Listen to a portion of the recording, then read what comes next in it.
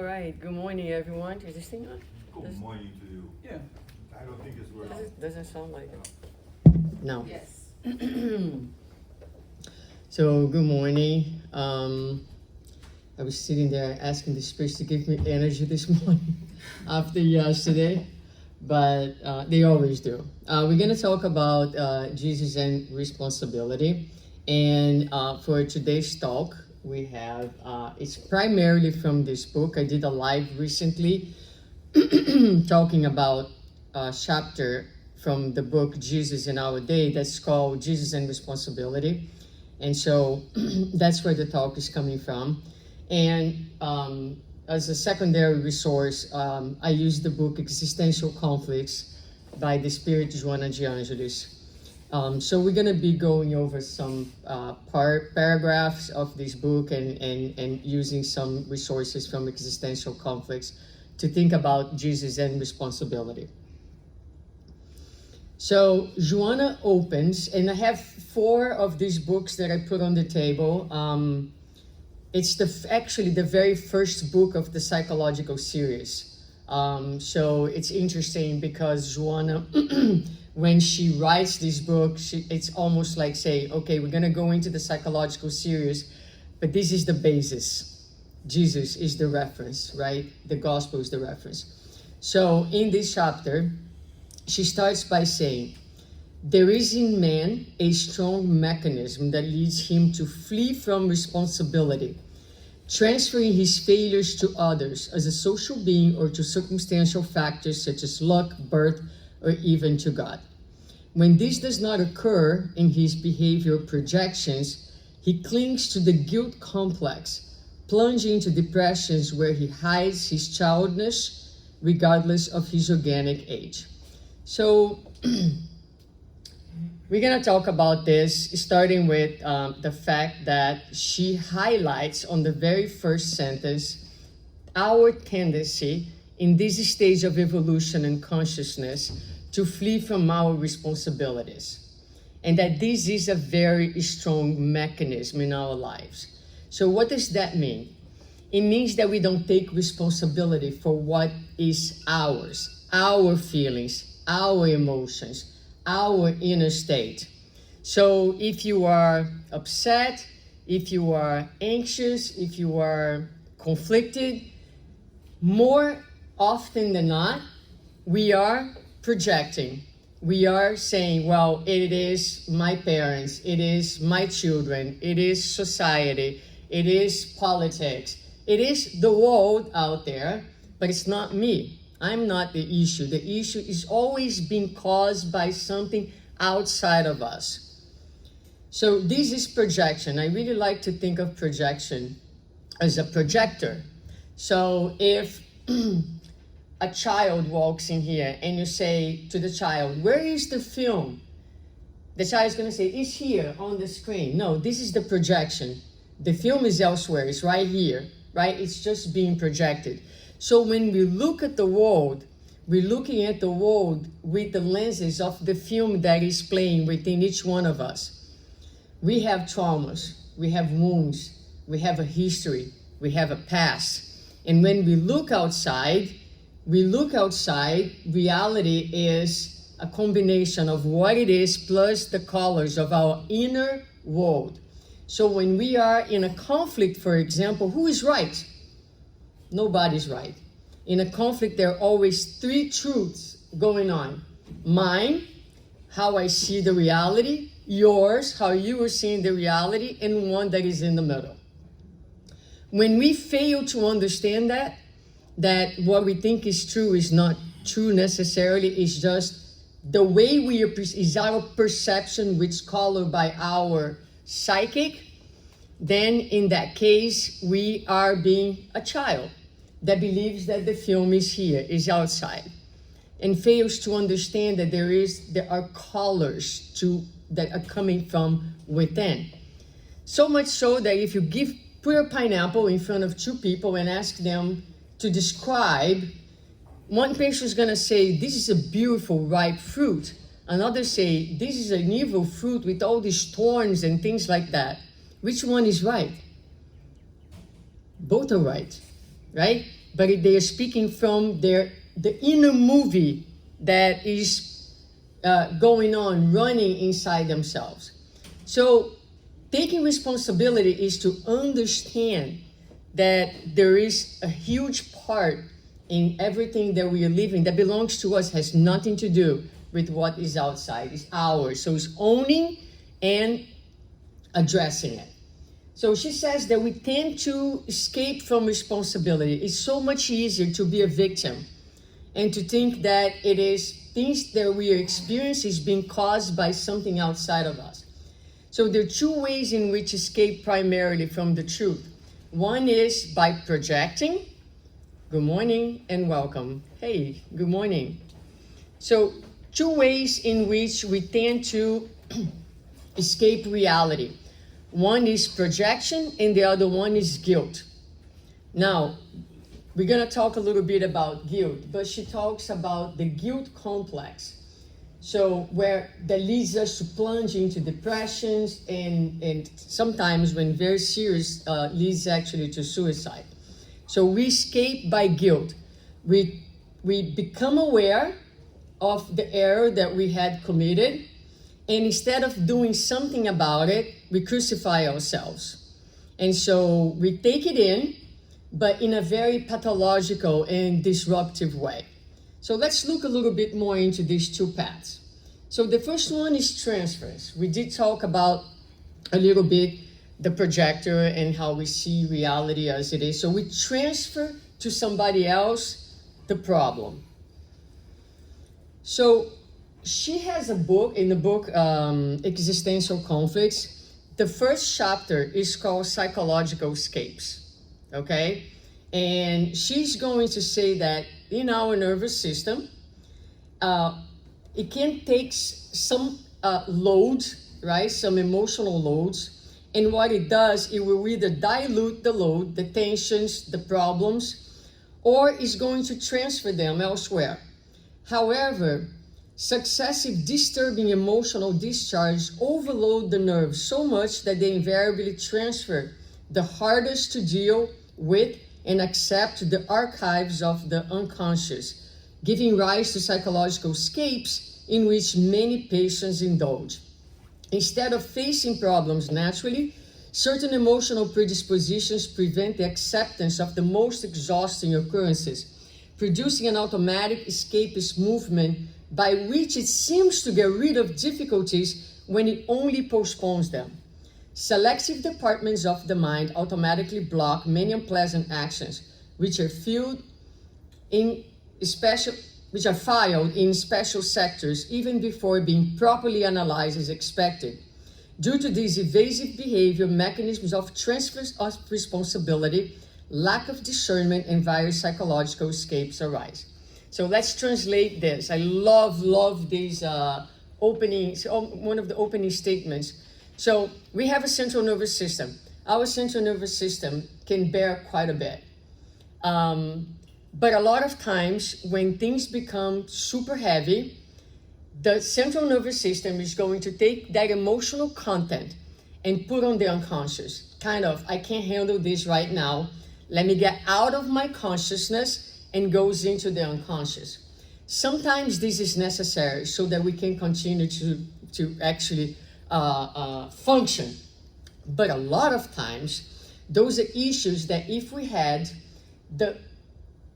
could own the issues, if we could look at them, if we could process them, they would be diluted as opposed to hidden. When something is hidden, it seems like it's resolved, but it's not necessarily resolved. It's just outside of our vision. So when we think about ourselves, humans, under the lens of immortality, we have had many lives, we have had many experiences in this lifetime, we have many experiences, and our mind, our psychic, is composed of the unconscious and the conscious. The unconscious is like the ocean. The conscious is like a little cork floating in the ocean. So the little cork is how much we know about ourselves. But in our psychic, in our mind, there is the immensity of the unconscious, which is where our past experiences are, and many of our emotional experiences of this lifetime, traumas, rejection, abandonment, these are common things of our humanity. We all experience that.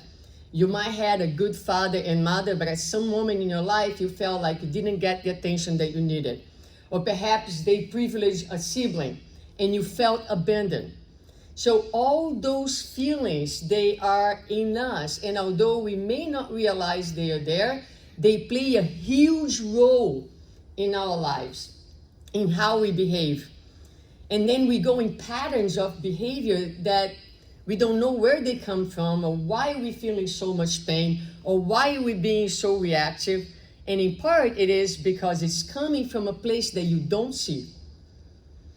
But this is also sometimes, like she's saying, an escape mechanism. Instead of having the courage to own, to look, to address the pain, we either numb it with drugs, food, work, or we put it away and suddenly it just doesn't exist. But as she says, it doesn't go away.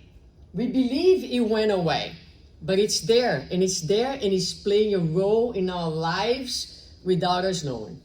So far good? Okay? So she calls that an infantile stage. Think of a child, right? You tell the children, who broke this vase? It wasn't me.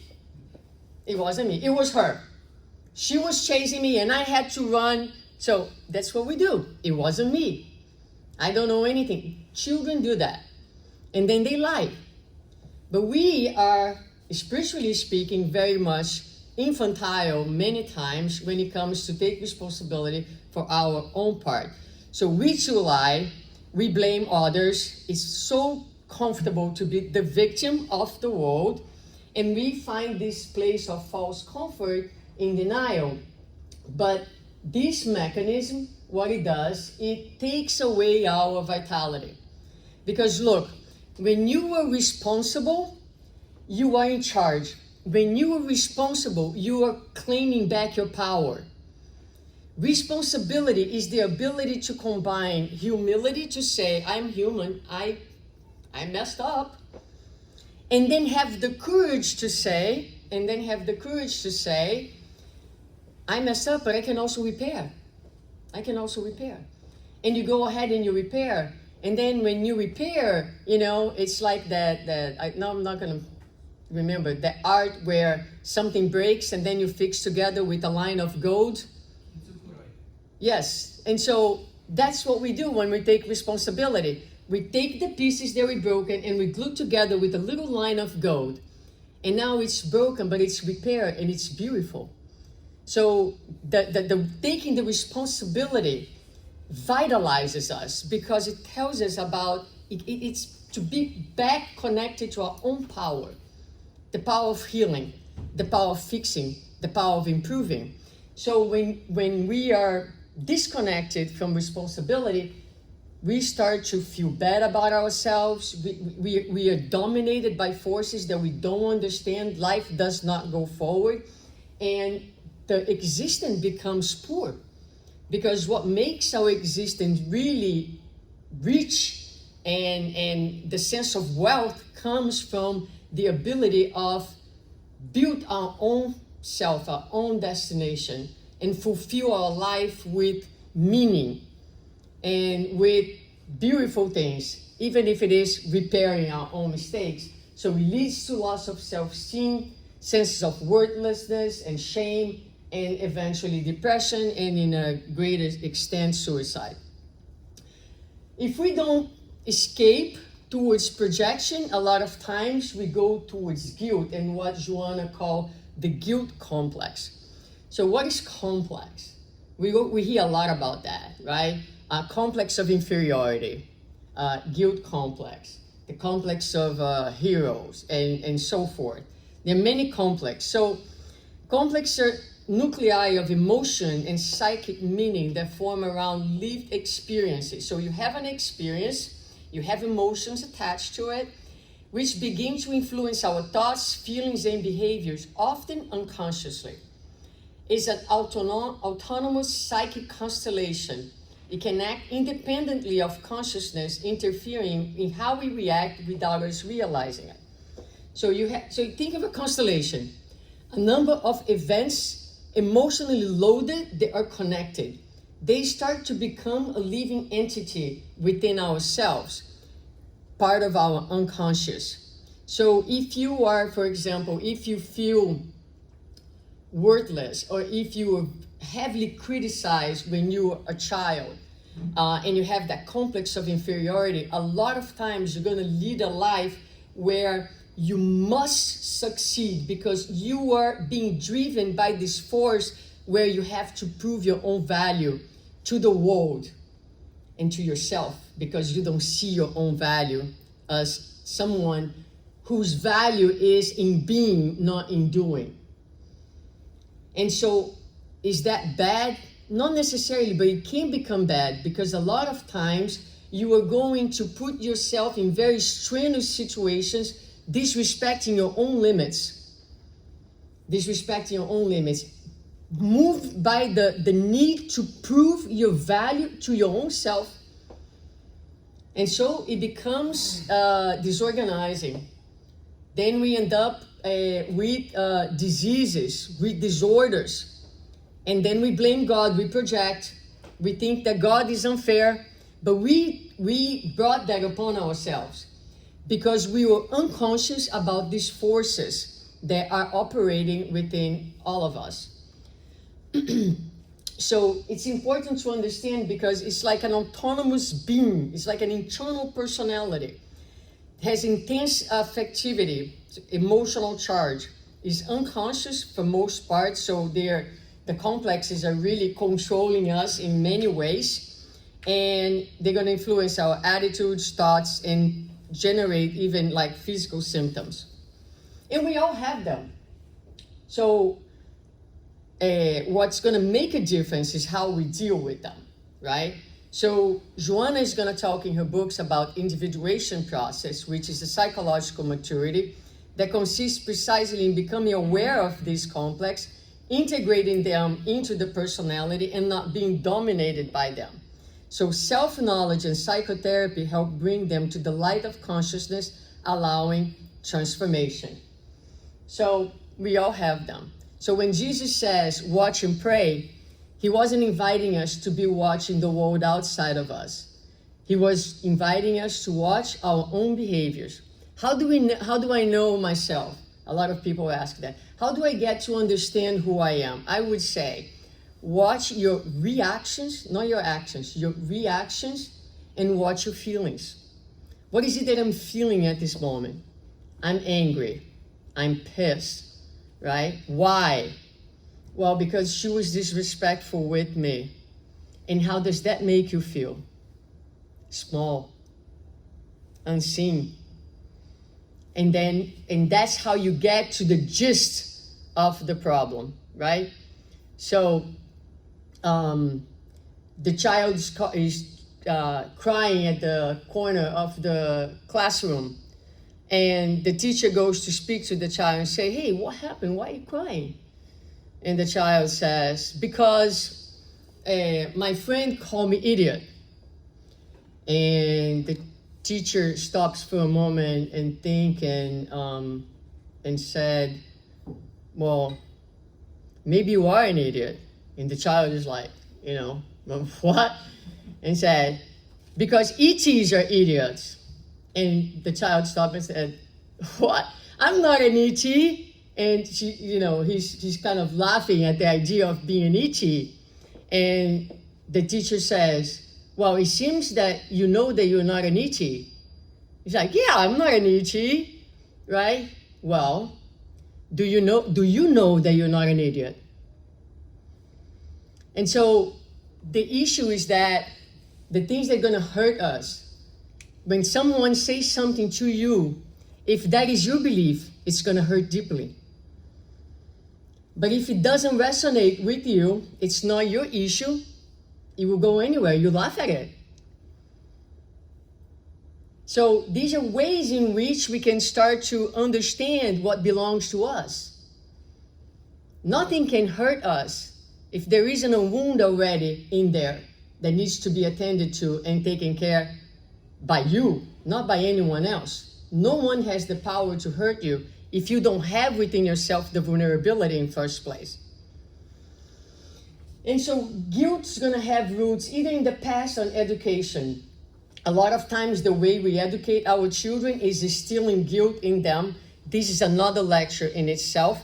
We're gonna focus more on the past. So we all reincarnate, and a lot of times in our psychic, there is the guilt of the things that we have done in the past that we carry with us. Again, in ways they are not necessarily constructive.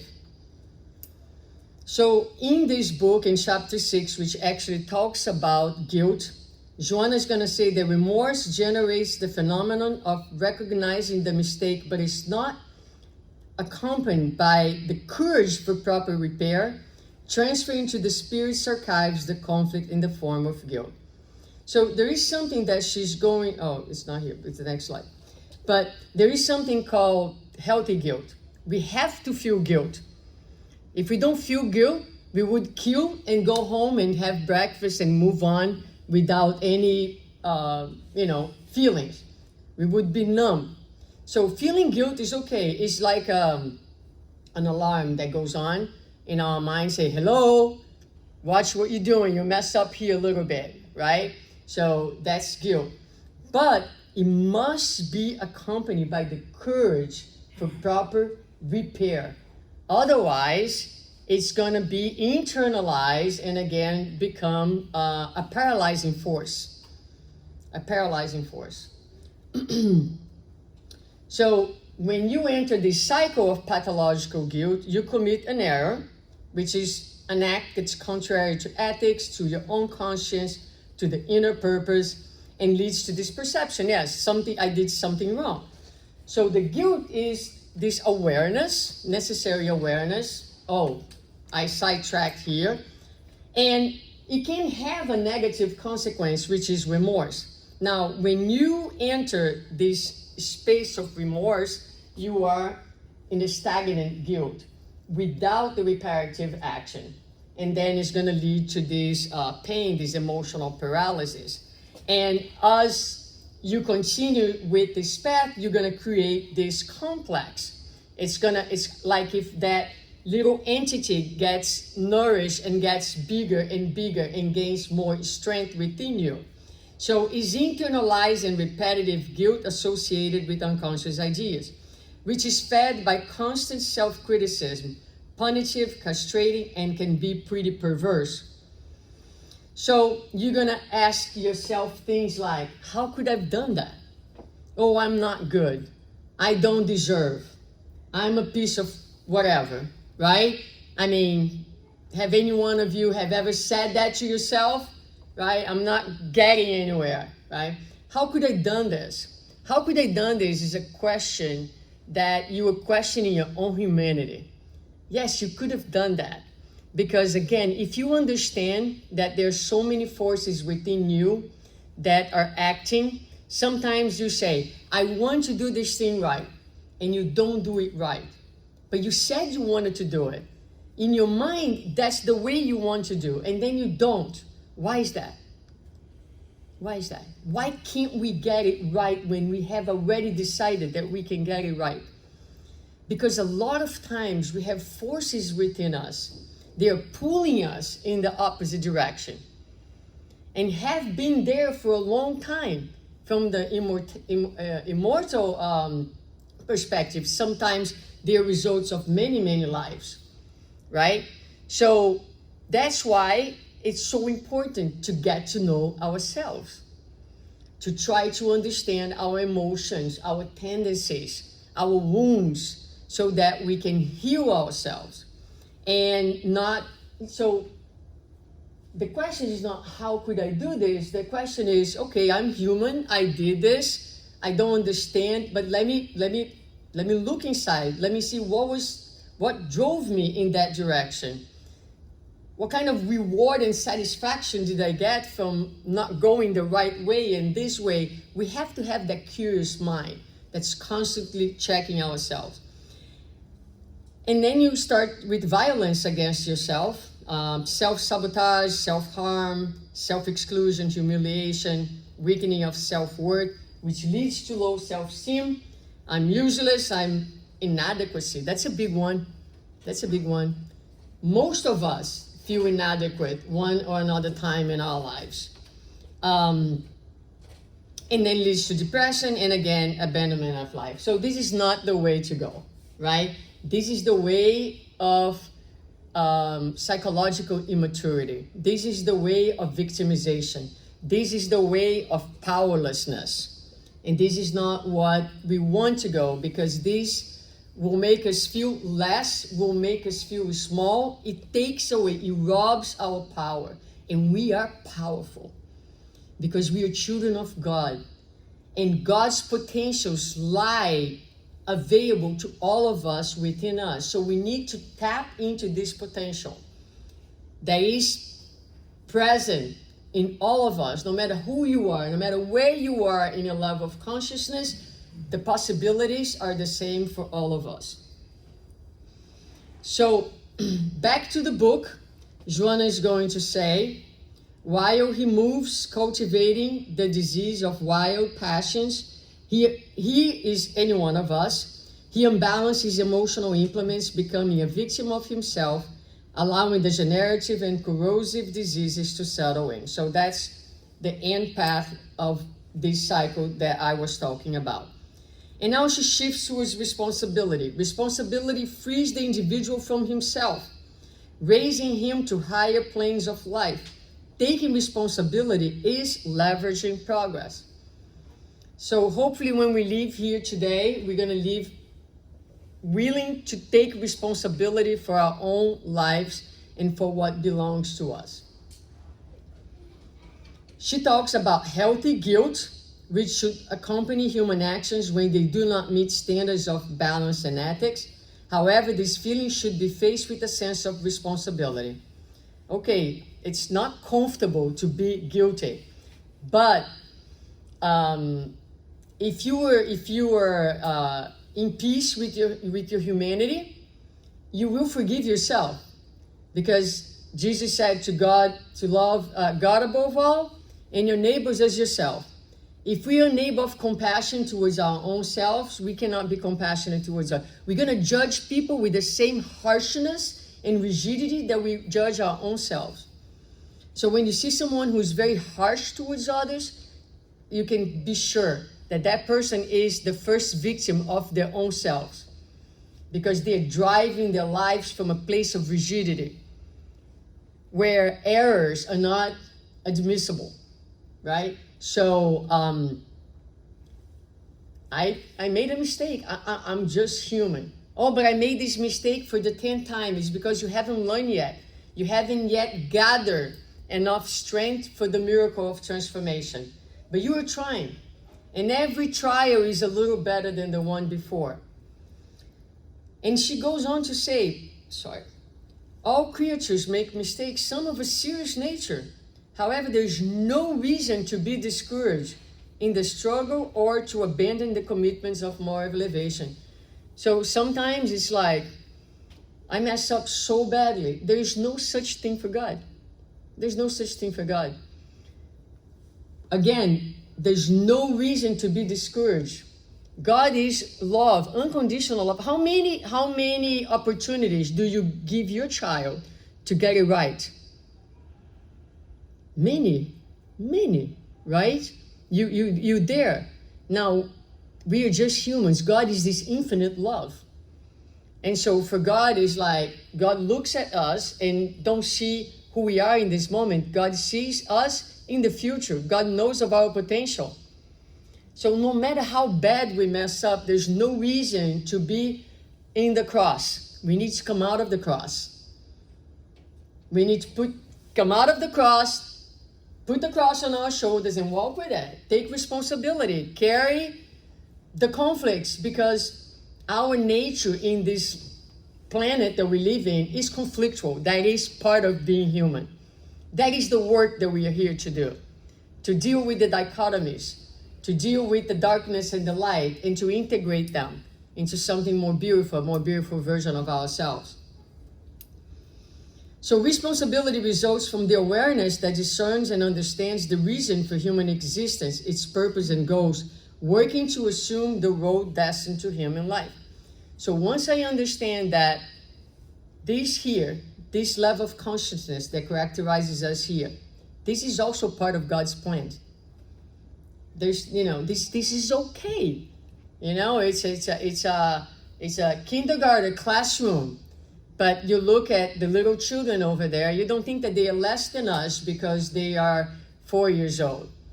It is where they are. It is where we are. But we are here to learn. We are here to grow. There is a purpose. So once we understand the purpose of everything, then we can take responsibility. Because taking responsibility, again, is leverage our spiritual growth. And no matter how difficult our life is, once we take responsibility, it's like we are nurturing life. We are fueled. It's like you wake up every day with a purpose, a higher purpose. And in that there is joy. And in that there is hope. And in that there is resilience, which is the most important thing that we need in this world that we live in. The responsibility of man leads him to the extremes of sacrifice, self-denial, renunciation, including of well-being and even of his own life. So when I read this sentence, my mind goes right away to Jesus, who is the highest example of someone who took full responsibility. He was given a mission by God. He took full responsibility to the point of sacrificing his own life, sacrificing his own well-being, wherever he was before he came to this earth, and sacrificing his life for us, not for us to get rid of our sins, but for us to understand that life is immortal, and so that we could reset our living experience here by this higher paradigm. And he did teach us. He did teach us about responsibility. He did so when, looking at the woman, he says, "Woman, where are those who accuse you? Has no one condemned you?" She replied, "No one, Lord." And Jesus said to her, "Neither do I condemn you. Go and sin no more." So go and do your best. Go and take responsibility. Yes, you have erred, but you now have a chance to get it right. Take responsibility. Or with the man that he healed at the at the fountain. So later Jesus found him in the temple and said, "See you well again. Stop sinning or something worse may happen to you." Okay, so stop making the same mistakes, because if you're already given an opportunity and you insist in the error, then the consequence is greater. Why is it greater? Because when you didn't know, but if you know, that's going to cost you more in your consciousness, right? And there is one passage that I particularly like, and we don't hear so much in the talks, which is when he's healing the man that is possessed. And in the gospel, I think it's Matthew, it says, "When an unclean spirit leaves a man, it passes to arid places seeking rest and does not find it, and says, 'I will return to the house I left.' Arriving, it finds the house unoccupied, swept, and in order. Then it goes and brings with it 7 other spirits more weak than itself, and they enter and live there. And the final state of that man becomes worse than the first. So it will be with this weak generation." So a lot of symbols here, but one way that we can understand it. So the evil spirit lives, right? So let's say you made a mistake, or there's something in you that you don't like and you want to get rid of that, and you say, "I'm not going to do this anymore," but it's a very shallow decision. So that error or that feeling returns to you, right? And when it comes to you, to the house, which is you, we are the house, right? It's gonna find the house swept and in order. So a lot of times we try to change things in our life, but we do so at the surface, at the behavior. So you say, for example,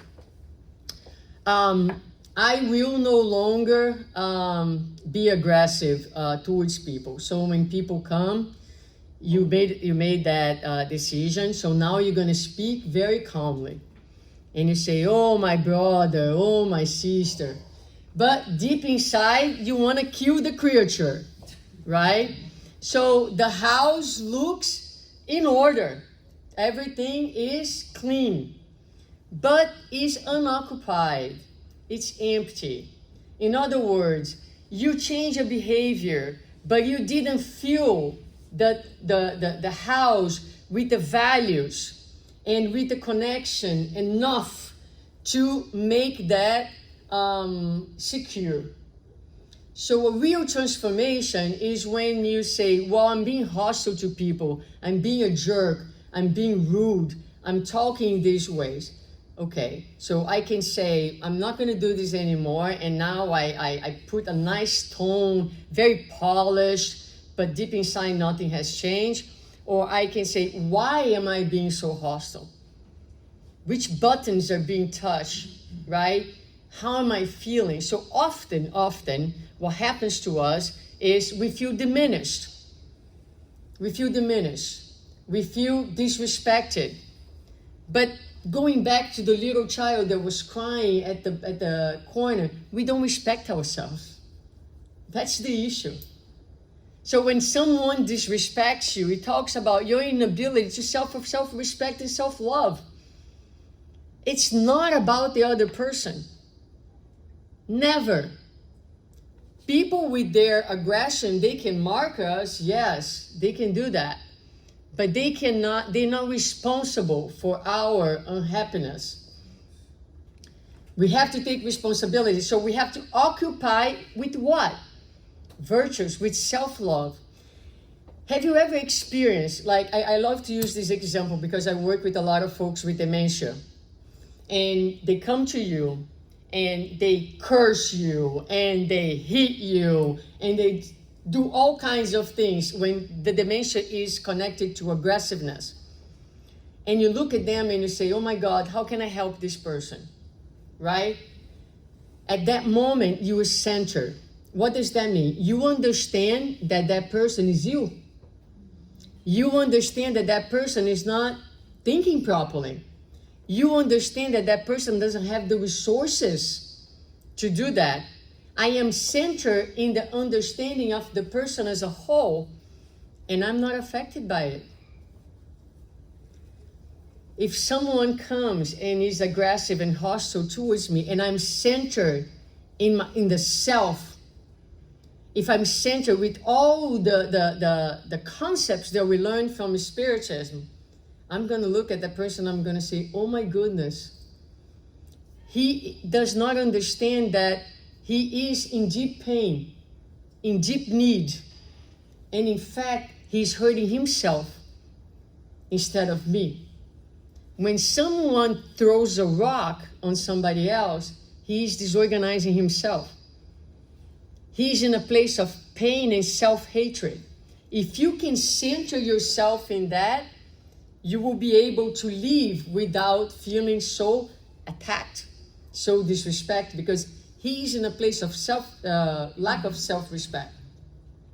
So it's important that we need to take responsibility. We need, yes, to clean the house, but we need to occupy this house, this inner house, our hearts and our souls, with centeredness, with love, with care, with compassion. We need to be, our journey in this world here is one of self-healing. We have to heal our own wounds. Because every time in the past and nowadays that we break the law of love, we create disorganization. We create needs, imbalance in ourselves. So the path is one of self-healing and self-love. As we find in heaven and hell, repentance, atonement, and reparation. I made a mistake, I become aware, I deal with the discomfort because it's going to be uncomfortable, and I seek to repair. The parable of the prodigal son talks about a son that in a moment, he gains awareness, he falls, right? He's down on the floor, but he gets up and he walks back.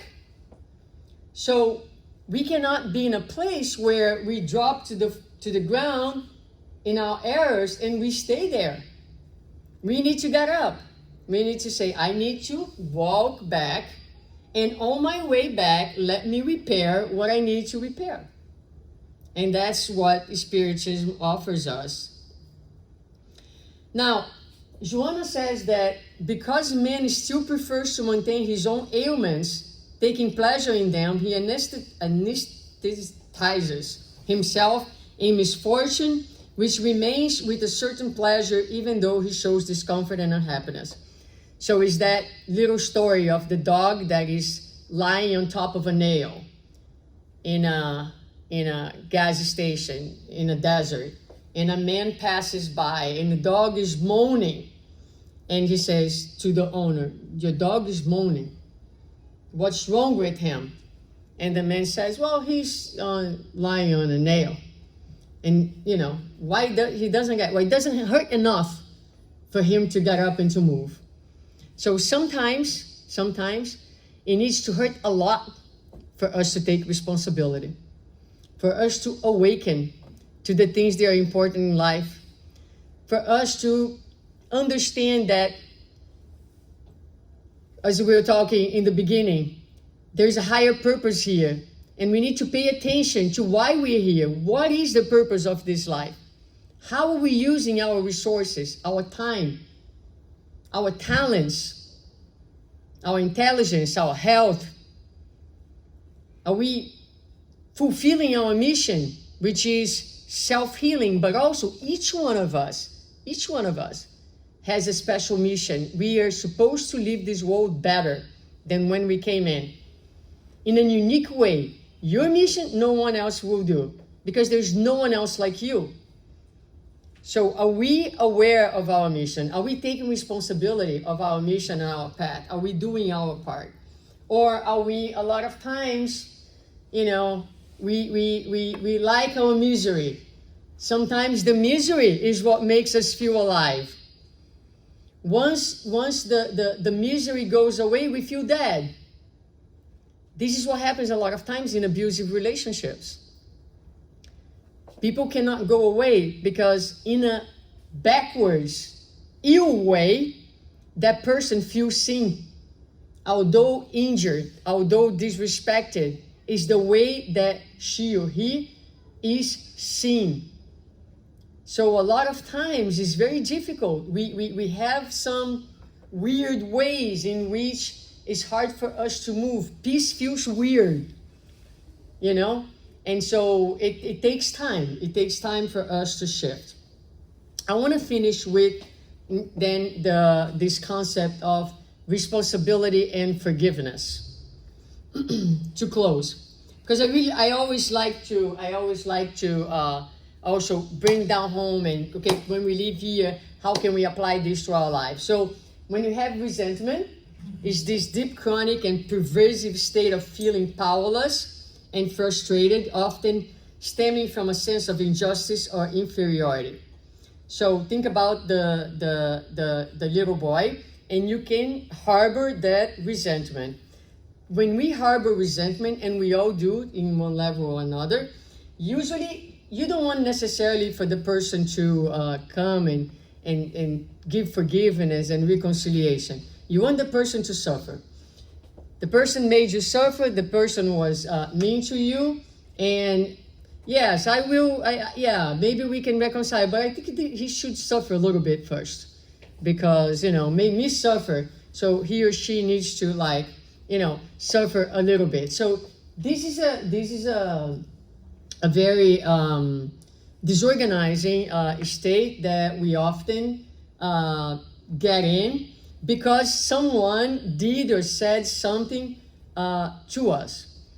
But forgiveness is when we take responsibility for ourselves, we leave victimhood and enable true healing. So forgiveness is mental hygiene. Forgiveness is self-love. Forgiveness is liberation, not the other, liberation of yourself. Because resentment is a position of superiority. Someone did something to me, I am better than that person, I will never do that, which we never know. And who is he to do this to me? How can she speak that way to me? I am so good, so perfect, so flawless. It's a very superior stance. And so forgiveness is taking responsibility for your own humanity, for your own wounds, leaving this place of victimhood, right? He did this to me, she did this to me, and saying, I'm human, let me look at my own wounds. I forgive myself. There it is. I forgive myself for my own vulnerabilities. So forgiveness is always needs to be forgiveness of oneself in essence. And forgiveness of oneself is taking responsibility for your healing, for your path, and for your happiness as well.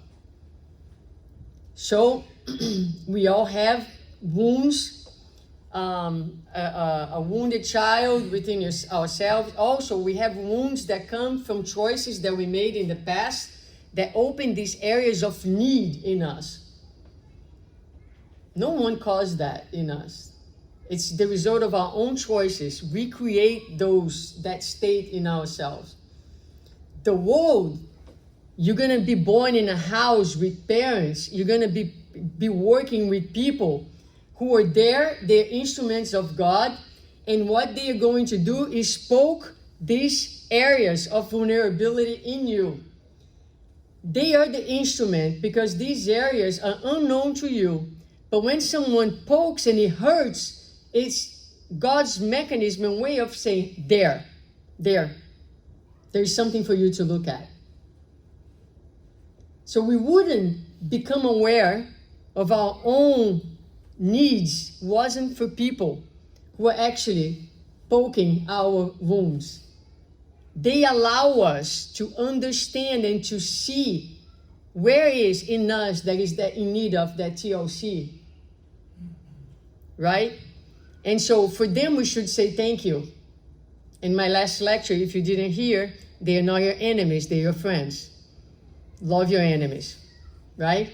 They are instruments. They are there helping you to progress. But you're only going to be able to do that if you take responsibility. So she closes with an invitation. Do not transfer the cause of your failures and misfortunes to anyone. Become aware of them and restart the transformative action. Even if you do not want to, you will always be responsible for your actions. You will reap as you sow. Therefore, assume your commitment to the Master and you will remain internally healthy, continuing with integrity in your own duties of responsibility.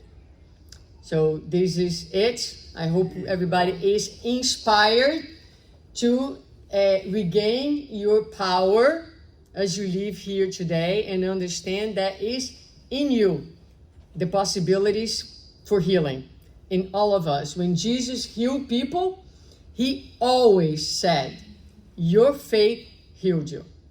It wasn't me. I was just a guide. But your work, your inner work is what took you to a place of healing. So no matter how Suzana says, no matter how serious was the mistake, do not be discouraged. This is the beauty of life. We have infinite possibilities. No matter how many times you go down for the same mistake, don't ever give up on yourself. Ever. Because giving up on yourself is giving up on humanity, is giving up on life. It is actually keeping yourself on the cross. And no one was made to be on the cross. So have a great Sunday, everyone.